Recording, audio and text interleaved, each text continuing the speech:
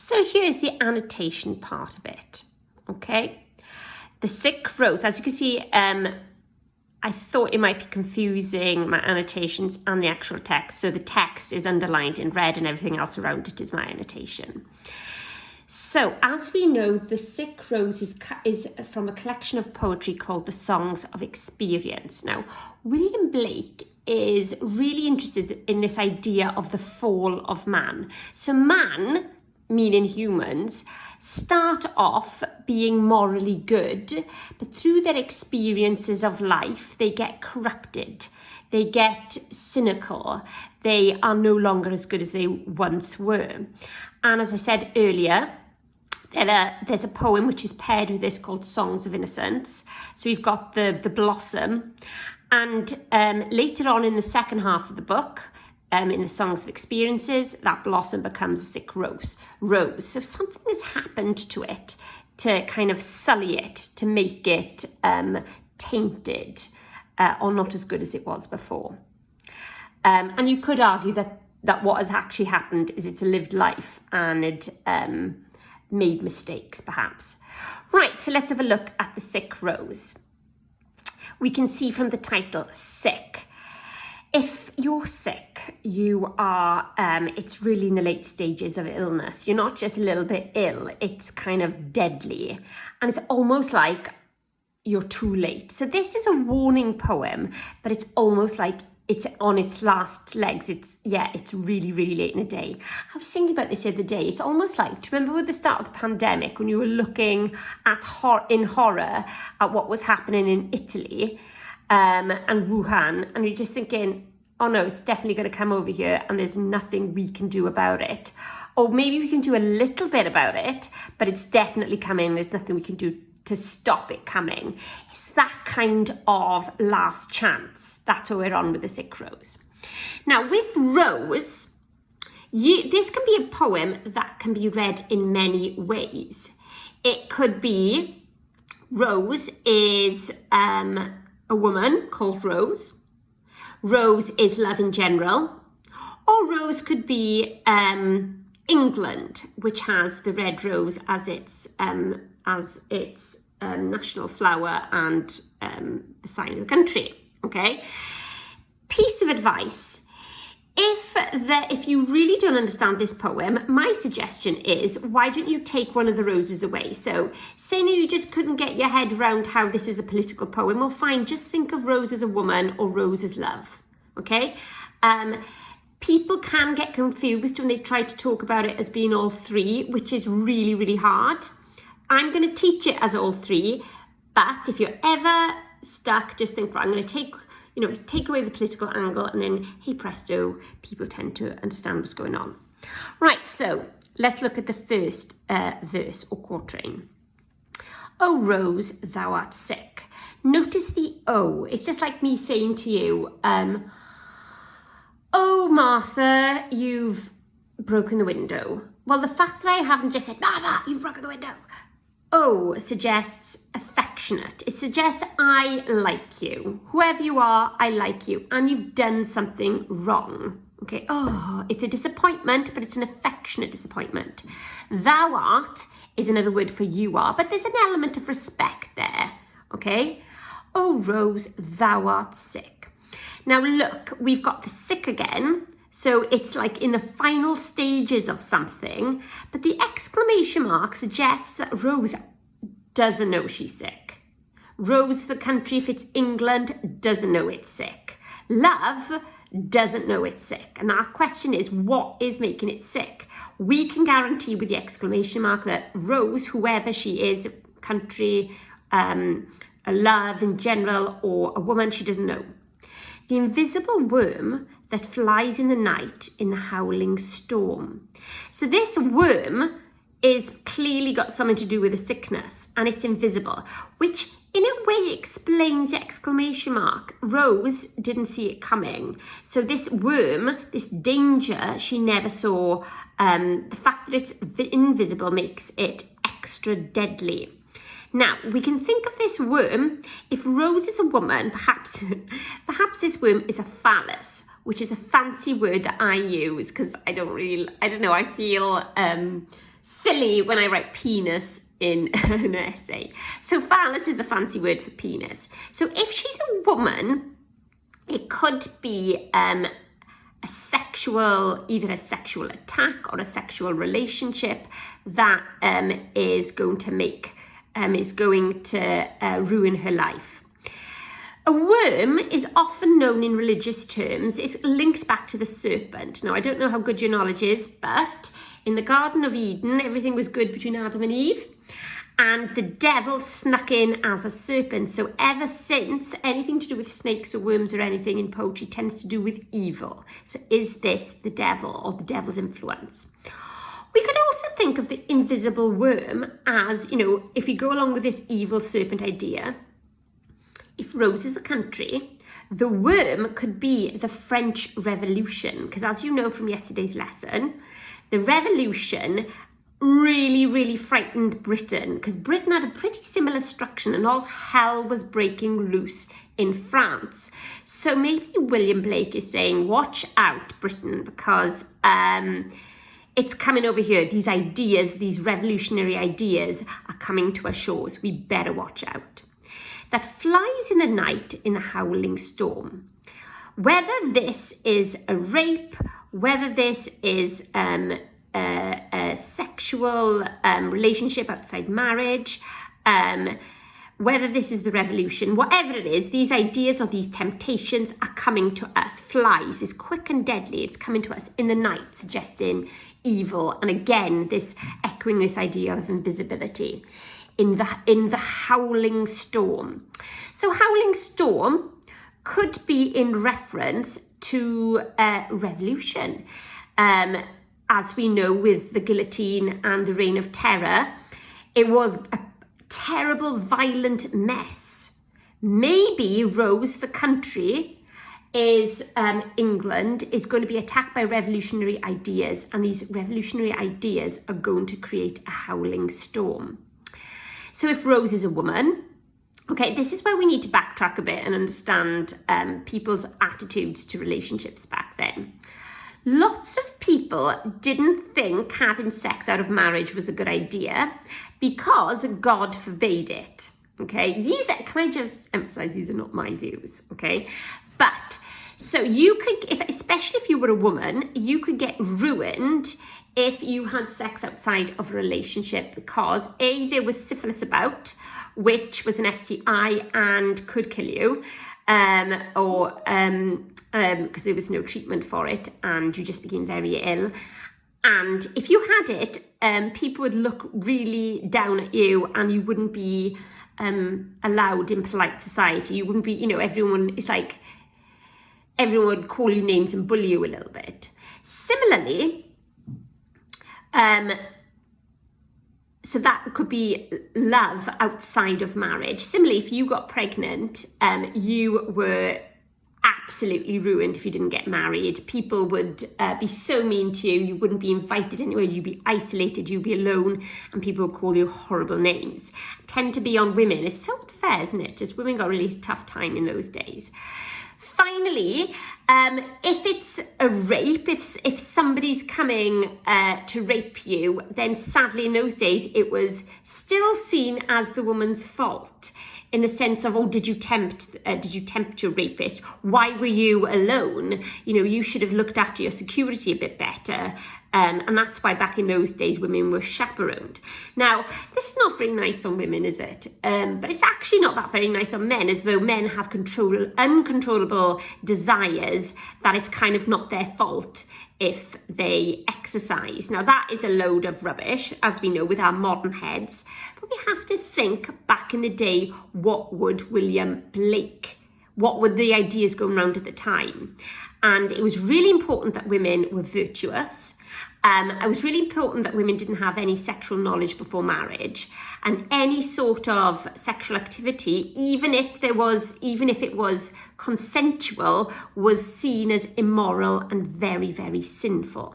So let's go back and look at this. This Rose, if she's a woman, okay, the howling storm could either be a sexual attack that she suffered, which in those days, like, well, why are you alone with a man? Why have you allowed this to happen?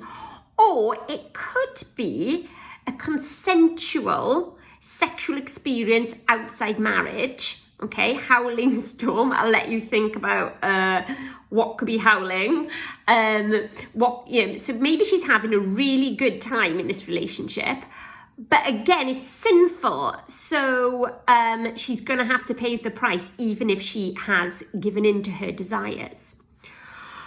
Right, and obviously howling storm. How could howling storm revolutionary-wise be a good thing? Well, people wanted to dismantle the class system, and while that might look like a good idea, and it might be equal and it might be fair, Blake warns us it will create a howling storm. So you might want it initially, you might want to like tear up all the social structures, but my goodness, will you pay for it?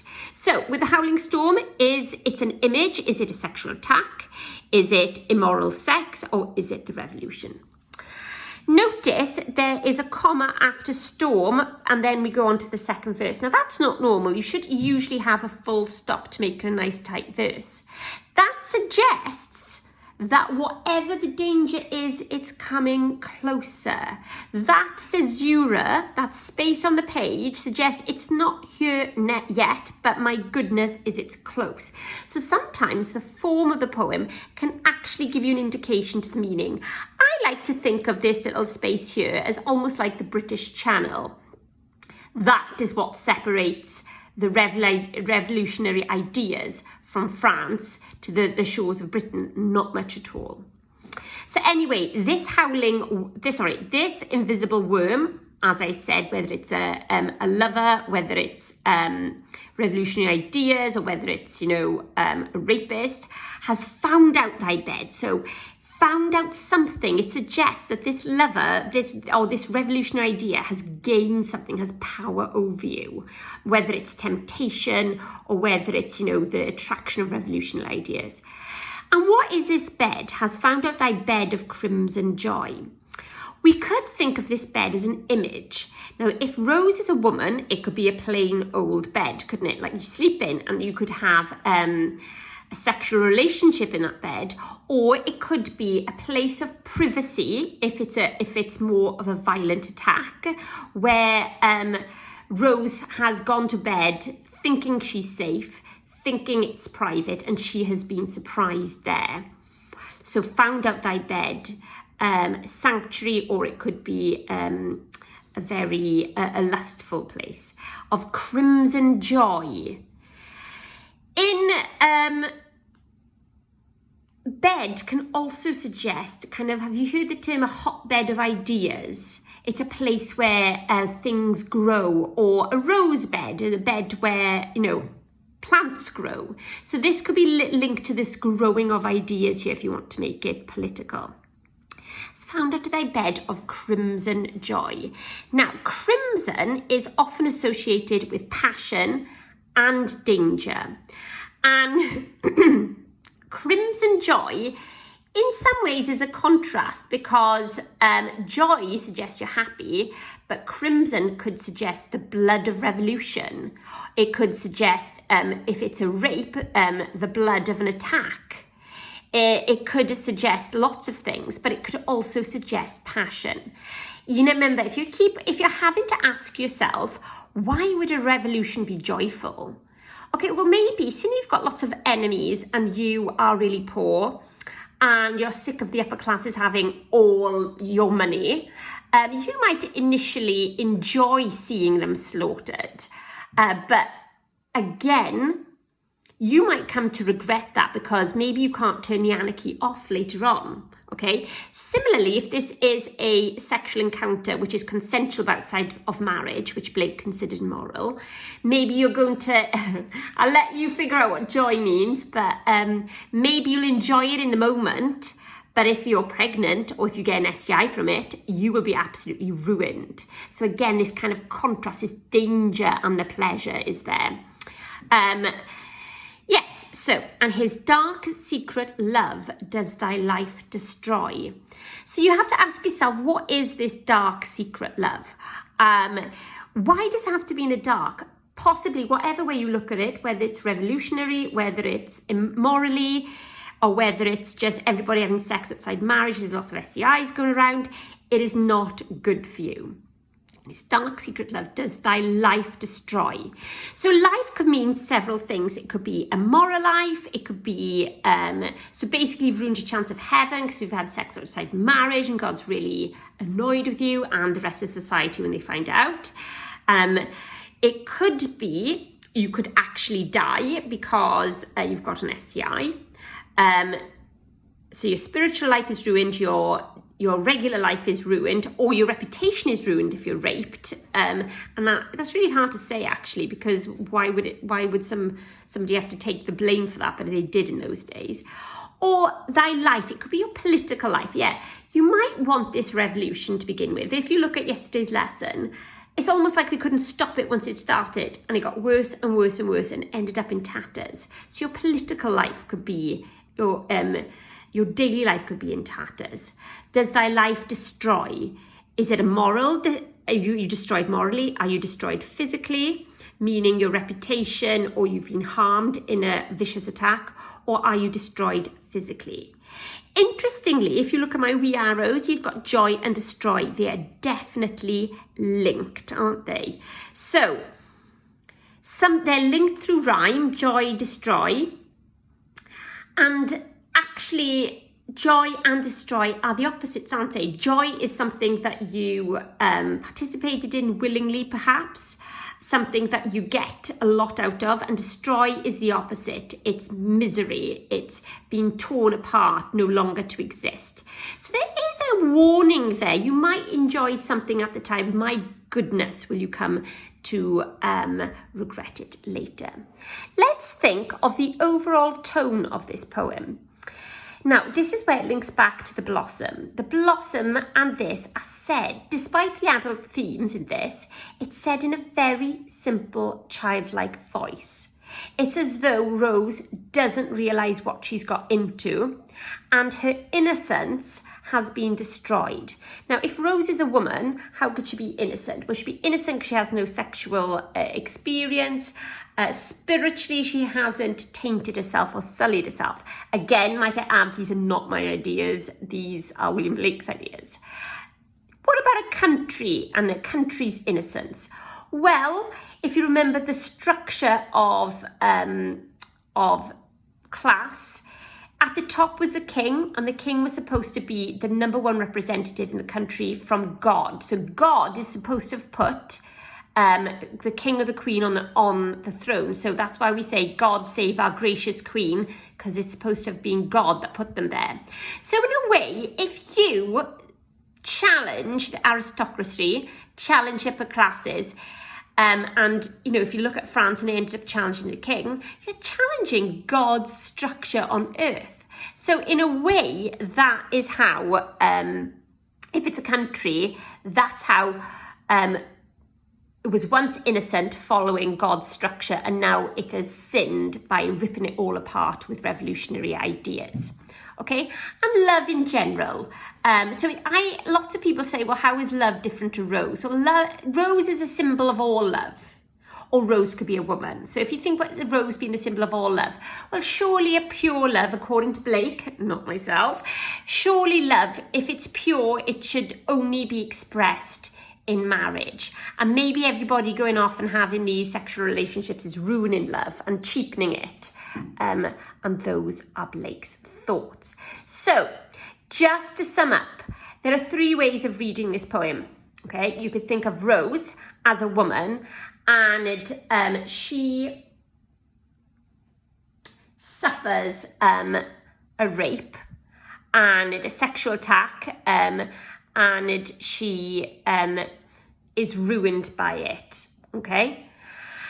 Whether it's an STI or her reputation is in tatters. You could think of Rose being a country, England, who is becoming infected with these revolutionary ideas, and the howling storm is coming. It's the French Revolution style on British soil, That actually never happened, but my goodness was Britain worried about it happening. So it's a warning against that, and our daily life will be destroyed about it. Or the third way you could see it is the sick rose is love in general. Now, not so much a rape, but consensual, sinful sexual relations outside marriage. So if you think of Crimson Joy there, think of it as consensual, but passionate, but it still does thy life destroy. Okay, it's still. One thing we need to look at a little bit more is there are lots of lines which are monosyllabic. Mono means one. I think of monobrow, one eyebrow. So, oh, Rose, thou art sick. It has one beat in each word. Has found out thy bed. Does thy life, at least, destroys too. Okay? There are several lines that just have monosyllabic words in them. Monosyllabic words sound like threats. Sound like, very dangerous, kind of loaded warnings. So, William Blake, through the very simplistic monosyllabic language, is really, really cranking up the tension for whoever you think Rose is.